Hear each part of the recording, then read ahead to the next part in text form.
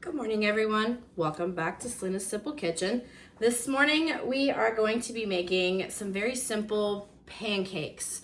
We're going to be making some oat pancakes because we all know that sometimes being gluten-free is a little rough, and trying to be healthy on top of it is even rougher, especially when it comes to breakfast. So this morning I'm going back to making breakfast with you guys, just because it is still an area that I personally struggle with on my healthy living, healthy lifestyle that I am creating and that I have started. And so we're gonna make some more breakfast, hopefully help you guys. When I started my coaching, when I started my journey to being a healthier, happier self, me and my life coach decided breakfast was my enemy, and not eating breakfast wasn't helping me because I would hit the 9:30, 10 o'clock and I would be starving. So therefore I would be looking for anything and everything that I could eat. And a lot of times that was a donut that somebody brought, or a breakfast sandwich that wasn't necessarily healthy, and so therefore I would just start spiraling throughout the day, and I would continue to eat unhealthy throughout the entire day because I blew it on breakfast. So what's the point? I might as well just keep going today and we'll start over tomorrow. Well, that's no way to be. So we decided that I really needed to focus on breakfast and eating breakfast every day. Even if it was an egg, even if it was a couple strips of bacon, even if it was just something really simple, I had to get something in my body to start my metabolism, to go ahead and help me curb those hunger cues that I would get at 9:30, 10 o'clock, so that way I would eat less.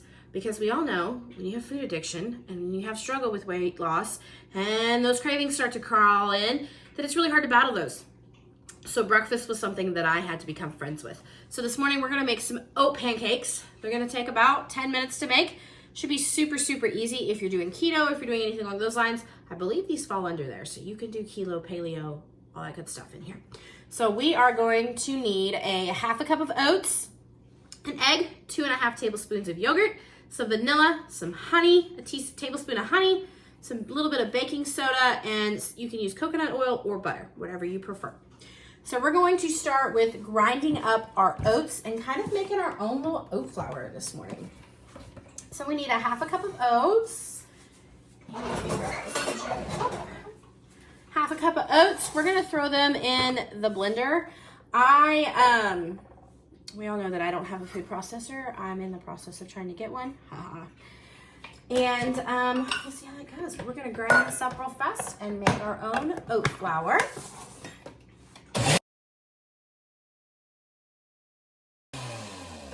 You want your flour that you're making to be nice and fine. You don't have to worry about getting all of the particles out of it, but you definitely want more of that flour consistency. We're gonna leave this in the blender for now, and we're gonna go ahead and mix together our egg and yogurt. So I have my little homegrown egg here. I'm gonna pop this bad boy in. We might end up needing 2 eggs just because, again, I have little chickens, so I have little eggs. So sometimes I have to add in an extra egg when it only calls for 1, just because my eggs are smaller. But we'll wait to the end and see if we get there.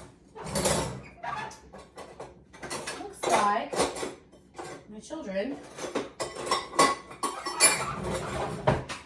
have ran off with my tablespoons, so we're just gonna improvise and use this little guy.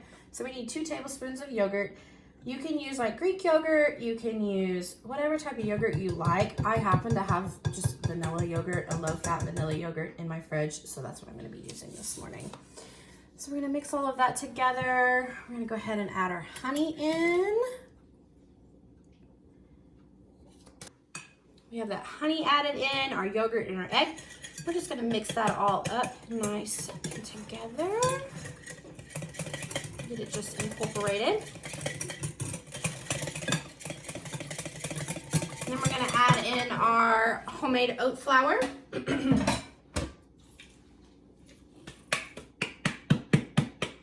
And again, like I said, it's not gonna be completely fine. You're still gonna have a few little coarse areas in there just because we made our own. It's not from the store. We're gonna put in a pinch of baking soda, just enough to kind of make those pancakes rise.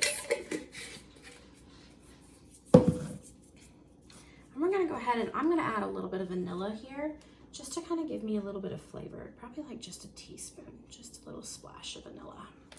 Nothing too crazy. I'm gonna mix this all together. And like I said, we might have to add that other egg just because they might be a little thick because my eggs are not as big as normal. And we are. This is a really thick pancake batter, so I'm gonna go ahead and add in just that other egg. Remember, little chickens, little eggs, not big eggs like what you might get in the store. So sometimes I have to improvise. So we're gonna mix that egg in real fast. Oh yeah, this is much better. Much better pancake batter. Alrighty, very simple. We're gonna grab our pan. We're gonna get it preheating on the oven or on the stovetop. We have preheated a little pan here, getting it nice and warm on just a medium heat. You don't want to get too hot because otherwise you're going to burn your pancakes. We're going to take your coconut oil or butter, whichever you prefer to use. We're going to put a little dab of it in our pan. We're going to use that, just kind of melt it in there. We're going to use that to season our pan up. Take a little measuring cup is what I like to use. Get a little bit of our batter in our pan. Get that little pancake a-cooking. We're just gonna let that cook for just a couple minutes. Once you start to get bubbles around the edge and it starts to bubble in the middle, it's time to flip it. Don't rush it, just let it chill. Look at how fluffy this pancake has gotten. It's risen, it's all nice and fluff. We're gonna try to see if we can flip it yet. Oh, yep, we're nice and brown. Just there on the edge. Be real gentle. Scoop some of that butter back up under there so it doesn't stick. Give it a little flip. Look at how beautiful that pancake is. It's a little brown around the edge, so that means our pan is slightly too hot, so we're gonna turn it down just a smidgen. And we're gonna let the other side cook. Both our pancakes are done. This recipe, unfortunately, is really small. So it really does make 2 pancakes, which is about perfect for one person. And instead of using syrup, because again, we're trying to be healthy and trying to stay away from all the sugar, I'm gonna kind of make my own little like syrup. So what I'm gonna do this morning is I'm taking some frozen strawberries and I'm just got that juice that's always in those frozen strawberries, and we're just gonna kind of mash them up just a little bit. We're gonna kind of make our own little syrup, kind of, but we're not adding any sugar. We're gonna let the natural sugars from these strawberries and the natural sweetness of these strawberries be our syrup this morning, but we're not getting all of the unhealthy that goes with it because it's fruit, right? We're allowed to have fruit. We're supposed to have some fruit. So, all right, we got them all nice and mushed up. Kind of looks a little different. And we're just gonna take this and we're gonna pour all of those juices and everything all over our pancakes. All right, push all of that around. And y'all, we have breakfast. Simple, 10 minutes, healthy, good for you. Going to stay with you because it's made with oatmeal and it's heavier and it's got all that fiber and all that goodness that you need. So I bet you if you eat these 2 pancakes, you're not gonna be hungry again until mid-afternoon, which is good.